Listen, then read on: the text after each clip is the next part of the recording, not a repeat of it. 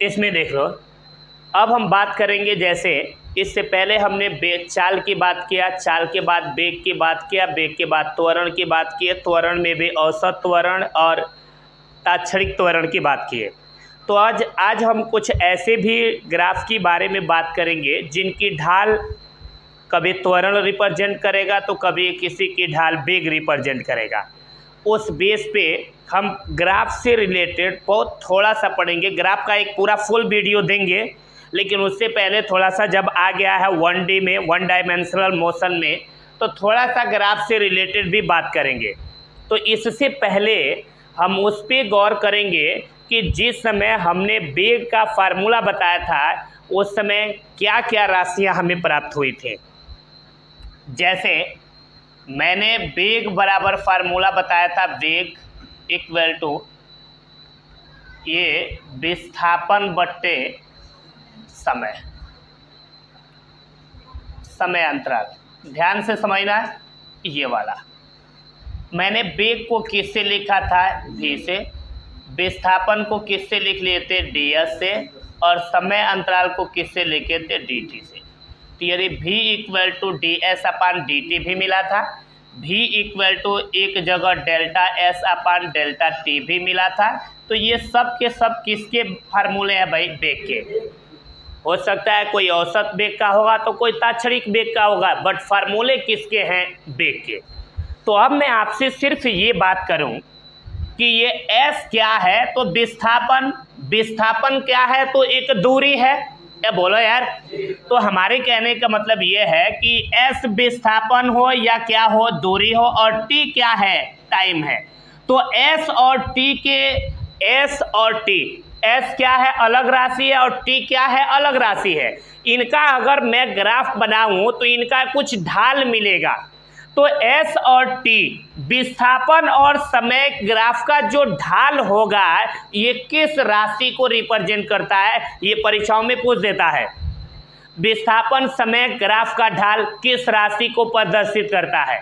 बोलो भाई, आपको ऑप्शन दे देगा, सिंपल ऑप्शन दे देगा आपको, त्वरण, बल, वेग, आल, यानी सभी, उपरोक्त सभी। तो क्या ट्रिक करोगे, 4। अब बोलो, s और t का जो ढाल होगा आपको याद रखना है कि s बाई टी बराबर क्या मिल रहा है, v। तो इसका मतलब s और t यानी विस्थापन और समय ग्राफ का जो ढाल होगा ये ढाल किसको रिप्रेजेंट करेगा, वेग को। किसको रिप्रेजेंट करेगा, वेग को। अब कहोगे हम ढाल कैसे निकालेंगे, कैसे पता चलेगा ढाल क्या होता है। आ रहा है मेरी बात समझ में। सिर्फ ऐसे वर्ड सुन रहे हैं ढाल, एक्चुअल में ढाल होता कहाँ पे है, ये भी तो आपके दिमाग में प्रश्न आनी चाहिए। ये ढाल क्या होता है, कैसे ये ढाल निकालना आएगा। तो मैं आपको एक वक्र का इक्वेशन ले रहा हूं और उस इक्वेशन से एक ग्राफ बनाएंगे और उस ग्राफ पे मैं ढाल बना के दिखाऊंगा कि ये होता है ढाल, और यही ढाल किसको रिप्रेजेंट करेगा, वेग को। क्या हमारी बात समझ में आया। तो फिलहाल आपको यहाँ एक वर्ड सिर्फ याद रखने हैं, वह क्या है, s क्या है, विस्थापन, t क्या है, समय। विस्थापन और समय के ग्राफ का जो ढाल होगा वह ढाल किसको रिप्रेजेंट करेगा, वेग को। किसको रिप्रेजेंट करेगा, वेग को। अब ये नहीं बता रहे हैं कि ढाल बढ़ेगा तो कौन कौन राशियां बढ़ेंगी, ढाल घटेगा तो कौन कौन राशियां घटेंगी, उनका वेग कैसा होगा, उनकी गति कैसी होगी, परिवर्ती गति होगी, एक समान गति होगी। आ रहा है मेरी बात समझ में, कि नियत गति होगी। ये सब बातें करेंगे हम। पहले मैं आपको क्या सिखाने चल रहा हूँ, ढाल। किसके बारे में बताने जा रहे हैं, ढाल। वेग तो पता चल गया कि विस्थापन और समय ग्राफ के बीच का जो ढाल होता है ये किसको रिप्रेजेंट करता है, वेग को। अब ये बताएंगे कि आखिर ढाल होता क्या है। आ रहा है मेरी बात समझ में। तो मैं एक डायग्राम ले रहा हूं और उस डायग्राम से मैं आपको सेटिस्फाइड करूंगा कि आखिर विस्थापन समय ग्राफ का ढाल होता क्या है। सपोज करो हमारे पास एक इक्वेशन मिला है s equal to T square. क्या मिला है भाई, s बराबर क्या मिला है, टी स्क्वायर। अब s बराबर टी स्क्वायर, s क्या है विस्थापन, t क्या है समय, तो विस्थापन और समय के बीच एक रिलेशन मिला है। अब हम इस रिलेशन से पहले ग्राफ बनाएंगे और ग्राफ बनाने के बाद फिर उसकी ढाल बनाएंगे। चलो ग्राफ बनाओ, पहले इसके कुछ न्यूमेरिकल वैल्यू पहले निकालेंगे हम, क्यों भाई ऐसे सारे ग्राफ बनाने के लिए पहले आपको कुछ वैल्यू चाहिए ना साड़ी बनाने के लिए। देखो इसमें किसका मान लिखेंगे s का और नीचे वाले में किसका मान t का, यानी इसमें t का मान भरेंगे और जो निकलेगा वह s वाले में भरते जाएंगे, क्यों भाई। चलो पहले मैं क्या करूँगा, t के जगह पे रख रहा हूँ 1 कि 0 रखें 0। पहले इस t के जगह पे कौन सी मान ले रहे हैं 0, अपनी तरफ से कुछ भी ले सकते हैं। पहले देखो मैं इस t के जगह पे क्या लिख ले रहा हूँ 0, तो बोलो s का मान क्या होगा, इस t के जगह पे होगा 0, इसका स्क्वायर है तो करो 0 का वर्ग क्या होगा, यानी t का मान 0 रखेंगे तो s का भी मान क्या निकल जाएगा 0। क्लियर हो गया। अब मैं t का मान क्या रखूंगा 1, तो बोलो s का मान क्या होगा, t के जगह पे 1, इसका स्क्वायर, 1 का स्क्वायर 1 होगा ना, यानी इसका मान निकल जाएगा 1। अब मैं t के जगह पे क्या रखूंगा 2, तो बोलो s बराबर 2, इसका स्क्वायर करो 2 का स्क्वायर 4, तो ये निकल गया 4। समझ में आ रहा है। अब मैं t के जगह पे क्या रखूंगा 3, तो बोलो s का मान क्या निकलेगा 3 का स्क्वायर कितना हो जाएगा, बोलो ये आ गया 9। पहले बोलो आपको इतना समझ में आया कि नहीं आया, कन्फर्म आ गया भाई, कोई प्रॉब्लम नहीं है। अब चलो इनका ग्राफ बनाए क्या हम, चलो ग्राफ बनाते हैं हम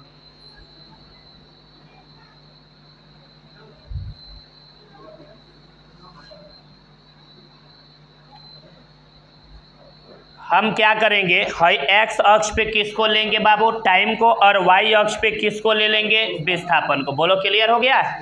अब यहाँ नाम रख रहा है ये 0, ये 1 2 3 4 5, ये 6। ओके ऊपर चलेंगे तो कितना प्राप्त होगा, ये 1 2 3 4 5 6 7 8, थोड़ा सा और बढ़ा ले क्या, ये सॉरी 9, ये s है, हो गया ना। चलो अब देखो s का मान 0 तो t का भी मान क्या था, दोनों 0 0 थे, यानी t का मान 0 पे s का भी मान क्या है 0। t का मान 0 कहाँ पे है, यहाँ पे, और s का मान 0 कहाँ पे है, यहाँ पे। ये पॉइंट मिला ना भाई। अब देखो t का मान 1 तो s का भी मान क्या निकल गया 1, तो है t वाले पे आप चलो 1, तो s का भी मान 1 निकला है, तो यहीं से देखो 1 के सीधाई पे चलेंगे, देखो 1 के सीधी पे आ गया ना। अब देखो t का मान 2 तो s का मान क्या है 4, देखो t का मान 2 है तो s का मान निकल गया 4, तो यहाँ से 4 के सीधी पे चले जाओ। समझ में आ रहा है मेरी बातें, ये बोलो यार, ये पॉइंट लगा रहे हैं। अब t का मान क्या निकला है 3, तो s का मान क्या है 9, तो t का मान 3 है, s का मान 9 है, तो यहाँ से किसके सीधी पे पहुँच जाओ 9 के। बोलो ये हो गया भाई, ये बोलो यार। अब इन पॉइंटों को मिलाओ तो देखो ऐसे ग्राफ बनेगा।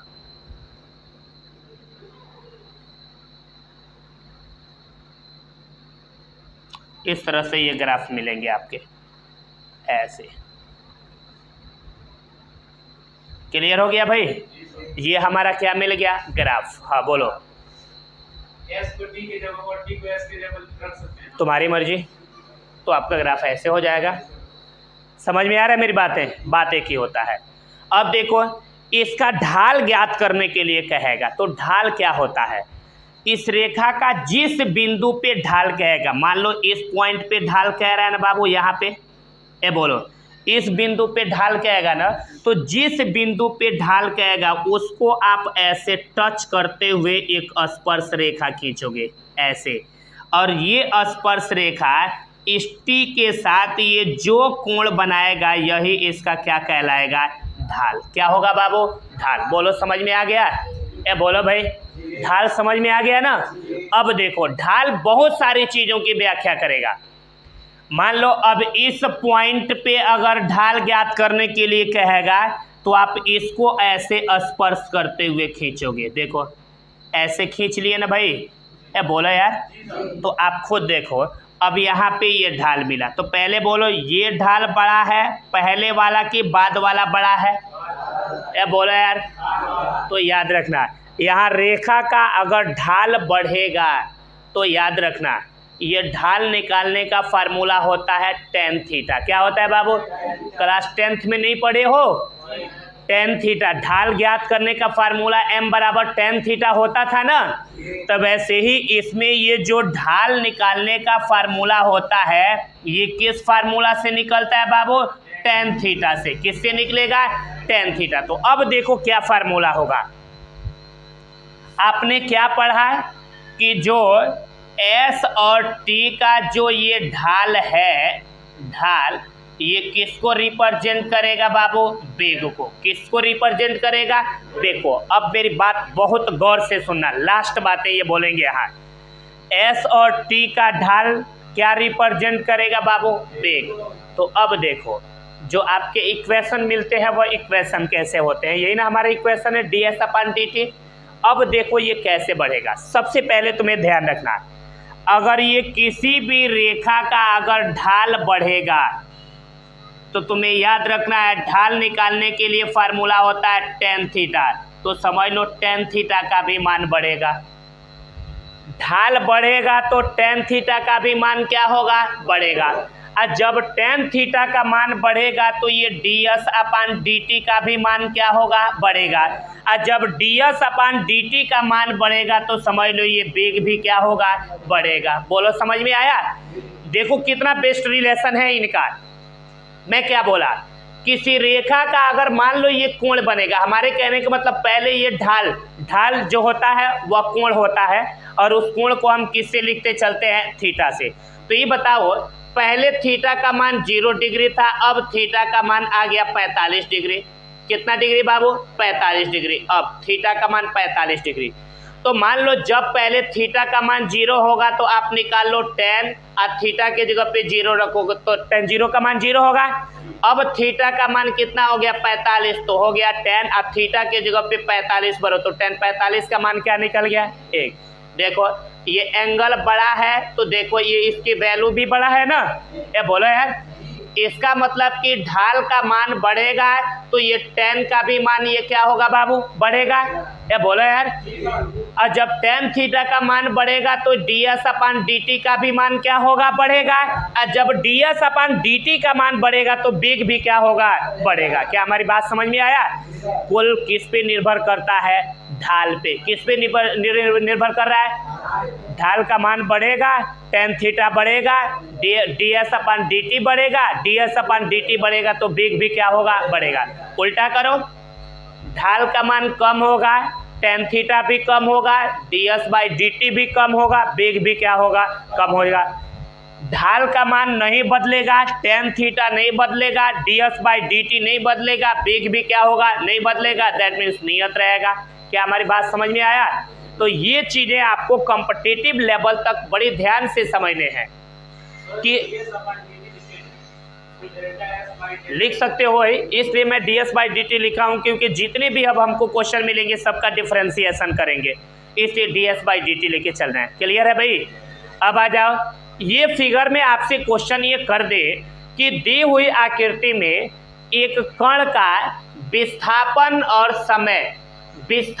समय वक्र दर्शाया गया है। तो इस ग्राफ के बेस पे बताइए कि कण का गति कैसा होगा। कण की गति एक समान होगी कि कण की गति असमान होगी कि कण की गति मंदित होगी। क्या बोलोगे।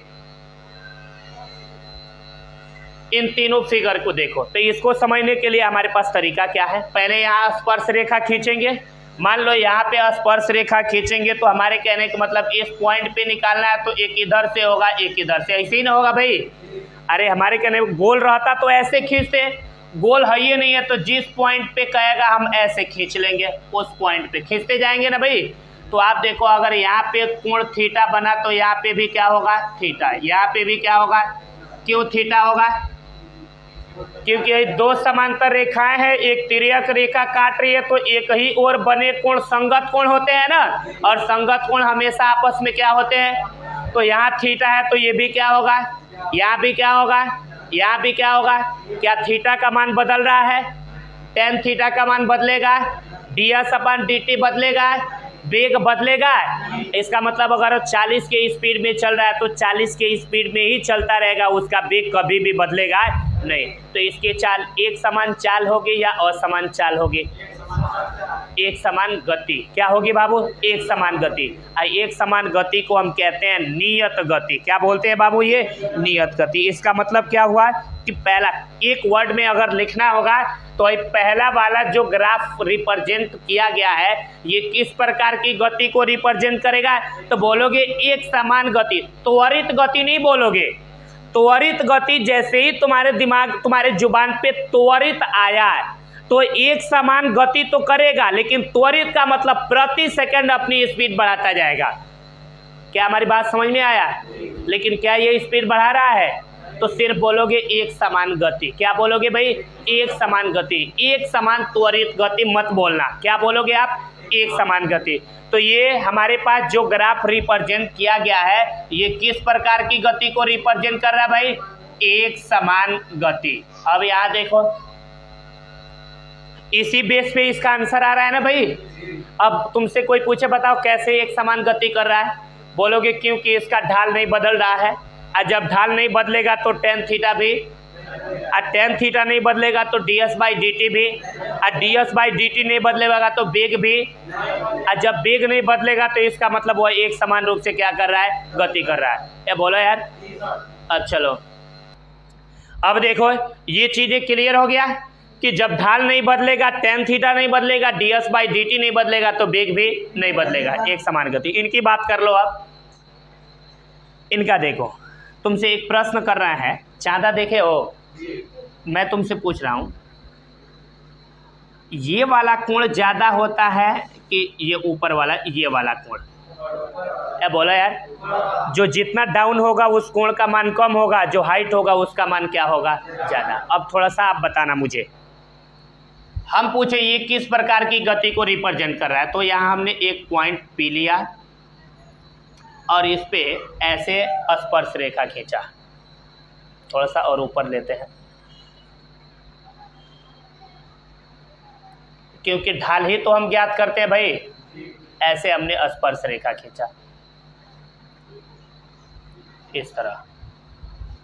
मान लो यार θ1 बना ना भाई। अब हमको एक और स्पर्श रेखा, मान लो ये P' पॉइंट लेके यहाँ पे एक खींचे। ये पता करने के लिए इसकी गति कैसे है। मान लो θ2 बना। बोलो θ1 बड़ा है कि θ2 बड़ा है? अच्छा बताओ, ढाल बढ़ रहा है कि घट रहा है? ये बोलो यार। यानी हम जैसे जैसे इस ग्राफ पे ऊपर पॉइंट हम लेते जा रहे हैं हमारा ये ढाल बढ़ता जा रहा है ना भाई। अब बोलो, जब ढाल बढ़ेगा तो टेन थीटा भी क्या होगा? और टेन थीटा बढ़ेगा तो ds/dt क्या होगा? और ds/dt बढ़ेगा तो वेग भी क्या होगा? अब बढ़ने लगा वेग। तो अब बोलो, इसका मतलब कि अगर ऐसा कहीं समय विस्थापन और समय के बीच ऐसा कहीं ग्राफ दिखेगा तो उस ग्राफ से क्या पता लगाओगे कि जिस कण का ग्राफ है उस कण का वेग बढ़ रहा होगा। क्या हो रहा होगा बाबू? इसका क्या है? उस कण का वेग नियत होगा, दैट मीन्स बढ़ नहीं रहा होगा। समझ में आया? तो अब बोलो, इसका वेग बढ़ रहा है ना, तो क्या लिखोगे? लिखोगे ऐसे, वेग बढ़ रहा है, समान रूप से नहीं है। पहले 2 मीटर प्रति सेकंड का वेग हुआ होगा, आगे जाने पे 3, 3 के बाद 4, 4 के बाद 5, 5 के बाद 6, ऐसा बढ़ता जा रहा होगा ना। तो इसका मतलब कि वह एक समान गति हुआ कि असमान? असमान, क्योंकि वेग बढ़ता जा रहा है तो वह असमान गति हो रहा है। तो उसको लिखोगे असमान त्वरित गति। क्या लिखोगे बाबू? त्वरित गति। असमान का मतलब वेग बदल रहा होगा, त्वरित लिख दिए ना, इसका मतलब वृद्धि हो रही होगी, वेग में वृद्धि हो रही होगी। अगर वही आप मंदित लिख देते तो वेग बदलता, बट क्या होता है? कमी होता। समझ में आ रहा है मेरी बातें? और त्वरित लिख दिए तो क्या बताएगा? वृद्धि हो रही है। समझ में आ गया मेरी बातें? अब बोलो, ऐसे ग्राफ से क्या पता चला? एक समान गति हो रही है, यानी नियत वेग का पता चल रहा है। इससे क्या पता चल रहा है? असमान त्वरित गति, यानी चाल बदल रहा है लेकिन पॉजिटिव डायरेक्शन में जा रहा है, बढ़ता जा रहा है। ओके, अब इस ग्राफ से क्या पता चलेगा? चलो पहले इस ग्राफ का यहाँ नीचे वाला पॉइंट P बना लेते हैं। क्यों भाई? ये P, इस पे ऐसे ढाल निकालेंगे, ऐसे स्पर्श रेखा खींचो, ऐसे खींच दिए, मान लो ये θ1 आया। अब इस लाइन से थोड़ा सा ऊपर जा रहे हैं, यहाँ पे P डैश पे, यहाँ हम स्पर्श रेखा ऐसे खींच रहे हैं, यहाँ θ2 आया। अब बोलो θ1 बड़ा है कि θ2 बड़ा है?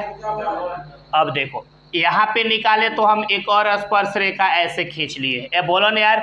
अब बताओ ये हो गया θ3, तो ये बताओ इसका ढाल समय के साथ बढ़ता जा रहा है कि घटता जा रहा है? ये बोलो यार क्या हो रहा है? जब घट रहा है, जब ढाल घटेगा तो tan θ भी, और tan θ घटेगा तो ds/dt भी, और जब ds/dt घटेगा तो वेग भी क्या होगा? घटेगा। बोलो क्लियर हो गया?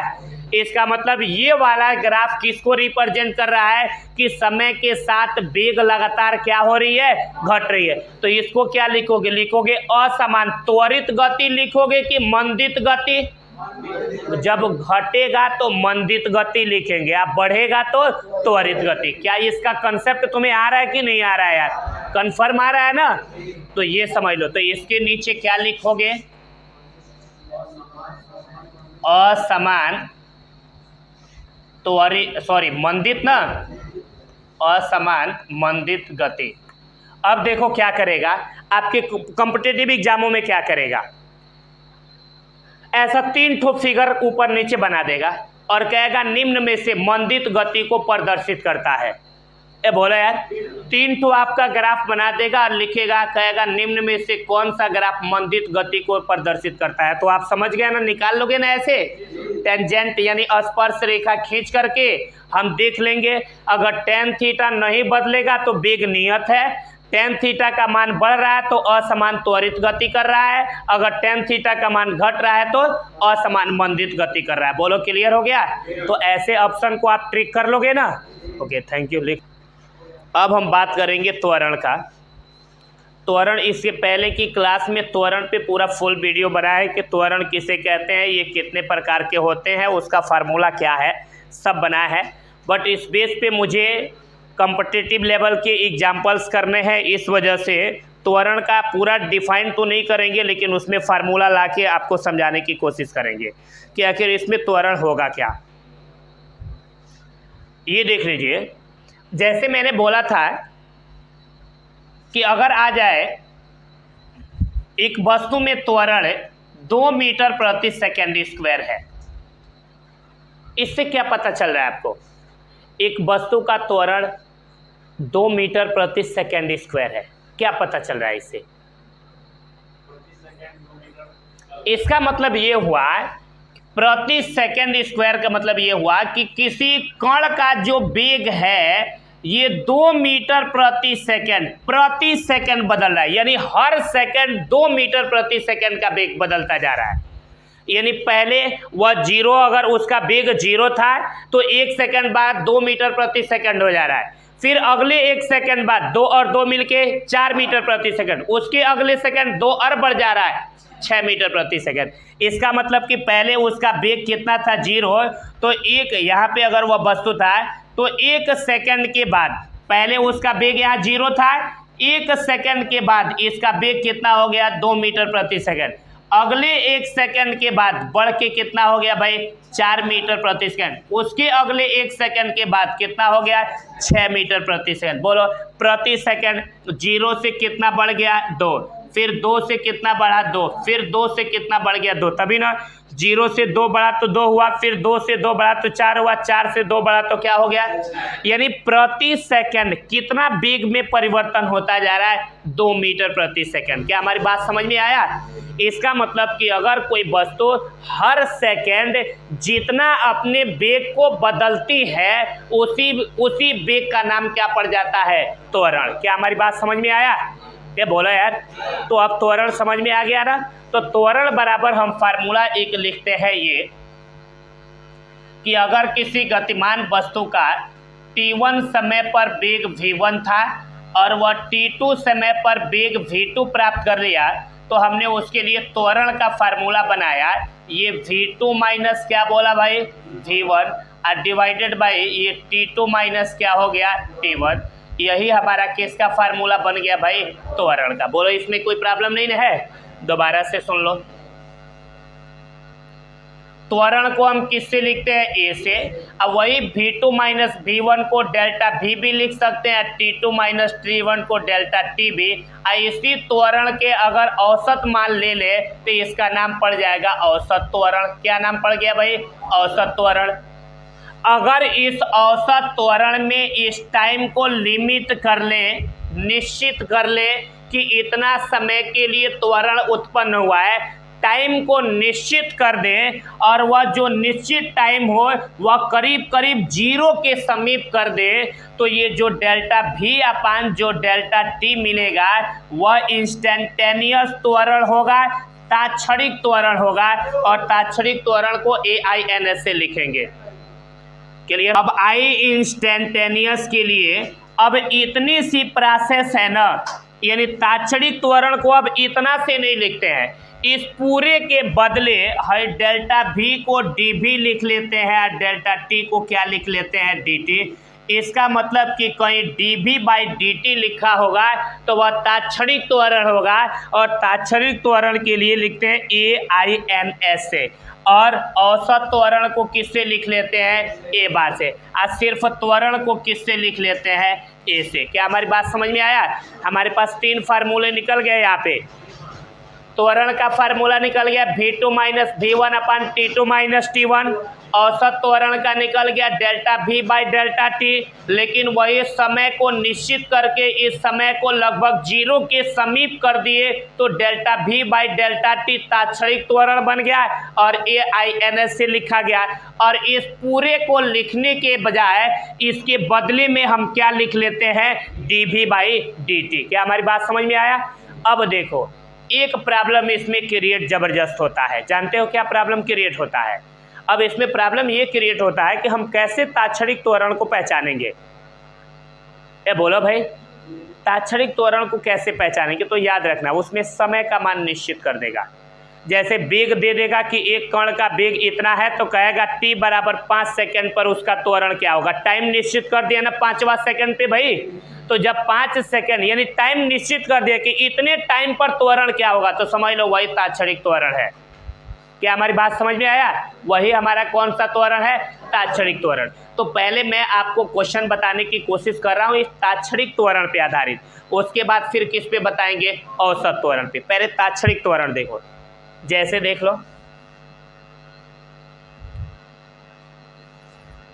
हमारे पास एक कण का वेग समीकरण दे देगा v इक्वल टू 3 ऐसे t पे पावर 4 दे देगा और कहेगा t equal to 1 second, t equal to 2 second and t equal to 3 second पर क्या ज्ञात कीजिए बाबू, त्वरण निकालिए। अब देखो ऐसे ही आपके कॉम्पिटिटिव एग्जामों में क्वेश्चन कर देगा। देख लो भाई आपका क्या समीकरण दे देगा, क्वेश्चन 1, ये क्वेश्चन नंबर 1 है, दे देगा v इक्वल टू टी पे पावर 4, लिखेगा t बराबर 1 सेकेंड, t बराबर 2 सेकेंड और t बराबर 3 सेकेंड पर त्वरण ज्ञात कीजिए। अब देखो इसमें टाइम निश्चित कर दिया ना कि अगर कोई वस्तु 10 सेकेंड तक लगातार चली हुई है, अगर कोई वस्तु लगातार 10 सेकेंड तक चली हुई है तो कह रहा बताइए 1 सेकेंड बाद उसमें कितना त्वरण हुआ होगा, दूसरा सेकेंड पे कितना त्वरण उत्पन्न होगा, तीसरा सेकेंड पे कितना त्वरण होगा। क्या हमारी बात समझ में आया। तो ये क्या होता है, तात्क्षणिक त्वरण, ये निकालना है। तो कैसे निकालोगे आप देखो, मैं बोला हूँ कि सबसे पहले v आ गया है ना, ये v का मान दिया है और साथ में क्या लिखा है d बाई dt। तो इसका मतलब v वाले टर्म का जब डिफरेंशिएशन करेंगे तो हमें त्वरण मिलेगा ना, और उसी त्वरण में हम टाइम के जगह पे वैल्यू पुट कर देंगे, रिजल्ट हो जाएगा। बोलो समझ में आया कि नहीं आया। तो ऐसे चीज़ों को निकालने का तरीका क्या है, देखो ये v इक्वल टू क्या दे दिया है, t पे पावर 4 दे दिया है ना, इसका त्वरण ज्ञात करना है। तो याद रखना, अगर देख लो नोट में मैं तुम्हें याद चीज़ें कुछ बता देता हूँ। अगर हमारा फलन, हमारा समीकरण अगर यश के टर्म में दिया हो, किसके पदों में बाबू, एस के पदों में, तो उसका जब एक बार डिफरेंशिएशन करोगे ds बाई dt तो वेग निकलेगा, और जब इस वेग का डिफरेंशिएशन कर दोगे तो क्या निकल जाएगा, त्वरण। क्या हमारी बात समझ में आया। अगर यस बराबर ये फार्मूला दिया रहता है तो पहले उसका एक बार डिफरेंशिएशन करके क्या निकाल लेते, बेग। और जब बेग का मान निकल जाता तो फिर डिफरेंशिएशन निकाल लेते बेग का, तो क्या निकल जाता, त्वरण। तो हमको यस बराबर तो दिया नहीं, हमको क्या दे दिया है, यानी भी हमको मिला है, यानी सिर्फ भी का डिफरेंशिएशन करेंगे तो क्या मिल जाएगा, ए, त्वरण मिल जाएगा। क्या हमारी बात समझ में आया?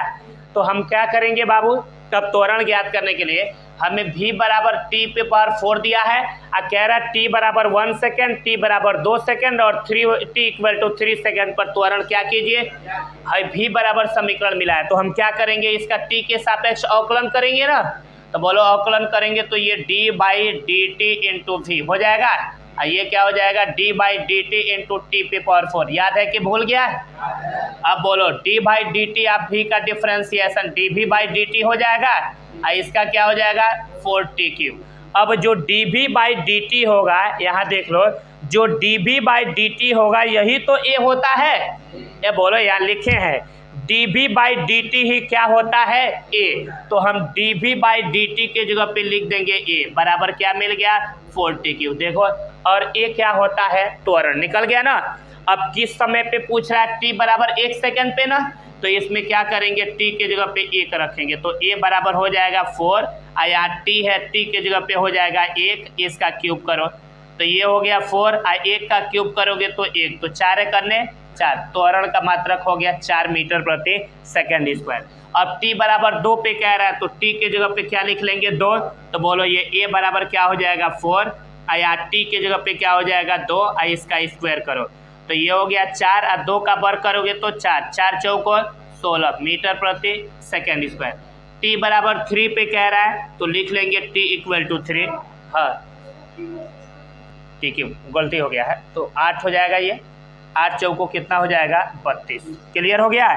अब t बराबर 3 पे कह रहा है तो इसमें जहाँ t है वहाँ पे 3 रख दो तो बोलो a बराबर क्या हो जाएगा 4 और यहाँ t है, t के जगह पे क्या रख देंगे 3, इसका कर दो क्यूब तो 3 का क्यूब 3 3 के 9 3 27 हो जाएगा। तो ये हो जाएगा 4 गुणे 27, 27 चौको कितना होगा 108, 27 चौको 108 मीटर प्रति सेकेंड स्क्वायर। इसका मतलब ये हुआ कि अगर कोई कण गति कर रहा है तो उसका t बराबर 1 सेकेंड पर कितना त्वरण था बाबू, 4 मीटर प्रति सेकेंड। जब t का टाइम बढ़ के 2 सेकंड हुआ तो त्वरण बढ़ के कितना हो गया 32 मीटर प्रति सेकंड स्क्वायर। और जब 3 हुआ तो त्वरण कितना हो गया 108 मीटर प्रति सेकंड स्क्वायर। बोलो क्लियर हो गया ये वाला, कोई दिक्कत नहीं है, कंफर्म हो गया। अब देखो एक और क्वेश्चन ऐसे दे देगा, देखो आपको कैसे बेवकूफ़ बना देगा। अब देखो यही समीकरण आपको s के पदों में दे सकता है, s इक्वल टू दे देगा t पे पावर 5 और कहेगा t equal to 1 second, t equal to 2 second and t equal to 3 second पर त्वरण क्या कीजिए ज्ञात कीजिए। अब बोलो गणित फेल? बिल्कुल फेल नहीं। s के पदों में देगा तो एक बार डिफरेंशिएशन करके पहले बेग का मान निकालेंगे और निकल जाएगा तो फिर डिफरेंशिएशन करेंगे तो किसका मान निकल जाएगा a का, और जैसे ही a का मान निकलेगा t बराबर 1 2 3 सेकंड रख के आंसर ला लेंगे। करके देखते हैं वह भी, क्यों भाई। चलो पहले s बराबर क्या दिया है, t पे पावर कितना दे दिया 5। पहले s के पदों में देगा तो पहले किसका मान निकालेंगे, ds बाई डी टी निकालेंगे ना, तो वही क्या मिलेगा बेग, अब फिर डिफरेंशिएशन करेंगे तो क्या मिलेगा त्वरण। तो चलो पहले बेग निकालो, लिखेंगे t के सापेक्ष अवकलन करेंगे तो d by D T of क्या हो जाएगा s और ये क्या होगा d by D T of क्या हो जाएगा t पे पावर 5 हो जाएगा। इसका डिफरेंशिएशन करेंगे तो ds बाई क्या होगा dt और ये t पे पावर 5 का 5t पे पावर 4 हो जाएगा भाई। ये बोलो यार। अब देखो ds बाई डी टी क्या बन गया भाई, बेग। बेग बराबर क्या मिल गया 5t पे पावर 4। देखो ये बेग के टर्म में आ गया ना। अब फिर डिफरेंशिएशन करेंगे तब ना a मिलेगा, समझ रहे हो मैं क्या कह रहा हूँ। तो अब लिखेंगे पुनः t के सापेक्ष अवकलन करने पर, तो बोलो क्या होगा d by D T of क्या हो जाएगा v। अब मैं बोला था अगर कोई कांस्टेंट राशि गुणा के रूप में आए तो बाहर रख लेना है ना उसको, और यहाँ पे क्या हो जाएगा d by D T of क्या हो जाएगा t पे पावर 4। तो बोलो d by D T of v को हम लिख सकते हैं dv बाई डी टी, हो सकता है। इसका बोलो हो जाएगा 5 और t पे पावर 4 का 4t³ हो जाएगा। तो dv/dt क्या बन गया भाई, a बन गया। तो dv/dt को लिख लेंगे a, तो भाई 5 चौको क्या हो गया 20t³। बोलो a का मान निकल गया। अब a बराबर क्या मिल गया बाबू 20t³। अब t = 1 सेकेंड पे कह रहा है ना, तो हम यहाँ लिखेंगे t = 1 रखने पर। तो बोलो a बराबर क्या हो जाएगा 20, यहाँ t की जगह पे क्या रख लेंगे 1, इसका क्यूब करो तो 1 का क्यूब 1 होगा ना, तो 20 से करने क्या हो जाएगा मीटर प्रति सेकेंड स्क्वायर। क्लियर हो गया। अब t बराबर किस पे कह रहा है 2 पे, तो t = 2 रख दो। तो बोलो a बराबर क्या मिलेगा 20, यहाँ t की जगह पे क्या रख लेंगे 2, इसका क्यूब है तो करेंगे क्यूब। तो बोलो क्या हो जाएगा a बराबर 20 × 2 का क्यूब 8 होगा, 8 दूनी के 16, 160 मीटर प्रति सेकेंड। अब बोलो t बराबर क्या रख लेना है 3 रख लेना है। तो बोलो a का मान क्या निकलेगा 20, और t के जगह पे हो गया 3, इसका क्यूब करो तो a बराबर हो जाएगा 20 × 3 का क्यूब, 3 3 के 9 3 27, 27 दूनी के 54, अरे 27 दूनी के 54, 540 मीटर प्रति सेकेंड स्क्वायर। बोलो क्लियर हो गया। तो ये इस तरह के हमारे क्वेश्चंस मिलते हैं और प्रॉब्लम क्रिएट हो जाते हैं अगर समझ नहीं आता है तो। ओके ठीक है, लिख लीजिए, फिर आगे बात कर रहे हैं।